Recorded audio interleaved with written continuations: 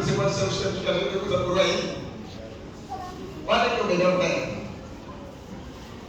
Eu te amo, né? Eu te amo, eu te preciso. Como é que é isso? Eu não quero convidar o ancião, eu sei que qual foi a primeira palavra que deu a mãezinha aí, no primeiro encontro, né? Quais têm sido as palavras mais frequentes? Preparou nela, empurrou a cabeça, não quer falar. E depois, à medida que está demorando a falar, alguém também está pressionando a ela. Cuidado, vai se arrepender quando o outro já falou a primeira palavra mais forte e ela se conquistou.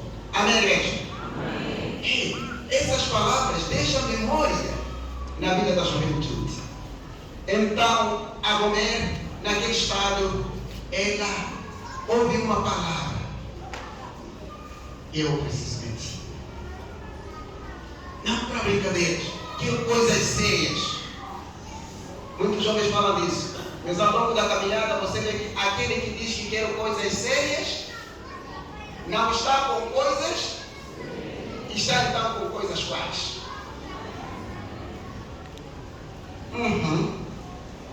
Muito obrigado.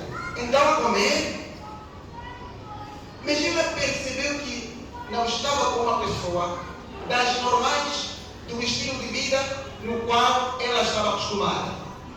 Aceitou o convite. O profeta diz: quero casamento contigo. Jovens, essa palavra é forte. É o desejo dos pais, é o desejo das mães. Ouvir uma voz que diz: o meu irmão fulano pediu-me em casamento. Amém, igreja?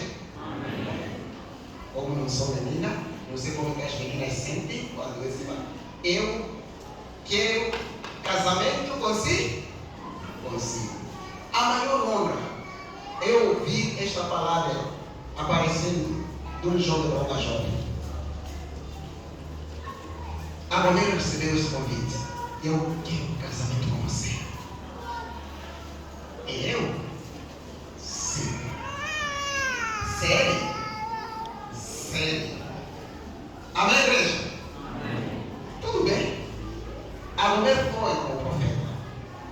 O casamento aconteceu. Os bolos foram cortados. Se é que havia bolo naquele tempo. Mas nas histórias bíblicas narram que os casamentos às vezes eram à meia-noite.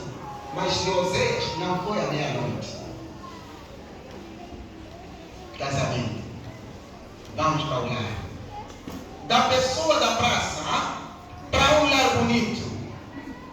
Ali estava a mulher no lar. Primeiro filho, segundo filho, terceiro filho.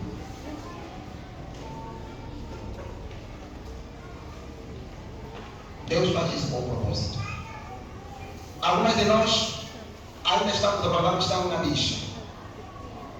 De ouvirmos um toque a dizer: eu quero casamento consigo. Alguns jovens também já identificaram alguém na qual querem proferir a mesma palavra: eu quero casamento com você. Quem dera que isso um dia se materializasse.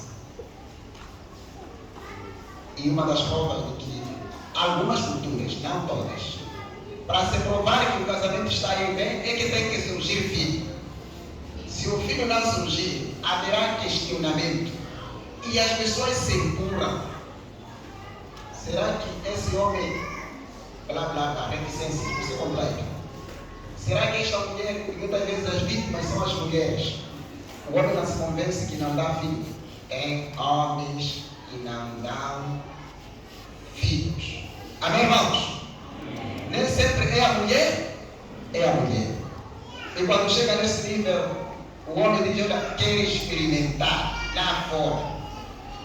E depois, quando ele vai e vê que não deu filho lá, volta, não fala que o problema é meu. Não fala. Então fala lá, se já foi. apanhou o resultado. Falha. Não falha. Querida igreja, depois do terceiro filho, Agomé diz: não, essa não é a vida que eu estou acostumada. No capítulo 2 diz: Agomé decidiu abandonar o lar. Ela foi na praça. Eu vou para o meu negócio. Eu ganhava mais. E foi. Como muitas de nós perdemos a esperança e acabamos caindo num precipício complicado. Deus escolheu o tempo certo, o lugar certo para você. Continue olhando para esta direção. O Senhor nunca desapontou aqueles que Ele ama. Queridos jovens, Deus está aqui e sabe a sua história. A história da Agomé é que ela foi arrendar a casa dela e vivia daquela vida anterior, abandonou lá e foi na praça. Mas à medida que os anos iam passando, o corpo da Agomé ia envelhecendo.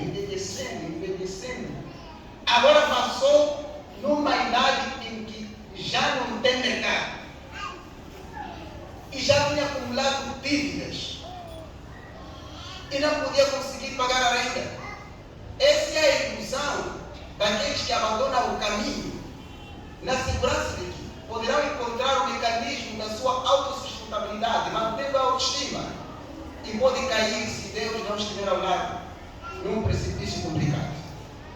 Por isso a vida jovem tem que ser caracterizada por atingir as maiores estrelas para podermos, assim como aconteceu com os nossos pioneiros. Ainda mais. Numa idade em que a Agomé já não tinha mercado, já era velha, idosa, com lombas na face, e ninguém a precisava. Os credores apareceram. Você pode dizer: senhora, nos dê nosso dinheiro, porque você não conseguiu pagar a renda. Coitado. Irmãos, essa história é real. A Agomé foi levada para a praça, onde se vendia escravos, porque ela já não tinha mais meio de sustentabilidade e pagar as rendas, a comida, tudo. Foi levada para a praça onde se vendia escravos. E a Agomé foi chapada nas costas dela o preço mais pequeno que pode equivaler a um meticado hoje. Imagina uma mercadoria que custa um meticado. Este foi o preço que a Agomé recebeu. Que quem poderia precisar a Agomé, pelo menos recuperar o seu meticado. O preço que havia sido dado a Agomé. Naquele instante, o sol se passava e ninguém a comprava. Os dias iam passando e ninguém a comprava. Cheio de poeira, contra as diamantes, porque já não tinha tempo de tomar banho. Assim foi. Esse é o estado em que Deus considera a todos aqueles que nos seguem os seus princípios. Uma vida sem preço. Agora o marido passeando na praça, o Oséias vai para a sua esposa. Este é o amor contínuo que Deus tem, que Jesus tem para cada um de nós aqui. Não importa o estado em que você se encontra. Igreja, Oséias passa pela praça, passeando no seu ministério. Ele encontra Agomé estatelada, embaixo, sem força. Ele parou para o homem que apareceu na frente dela, deitou as lágrimas. Quantas vezes você deitou lágrimas?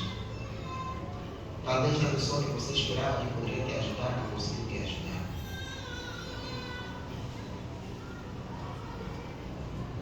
Quantas vezes você deitou lágrimas porque o moço que te prometeu em casamento está mostrando palavras contrárias? Às vezes foi pegar a minha amiga.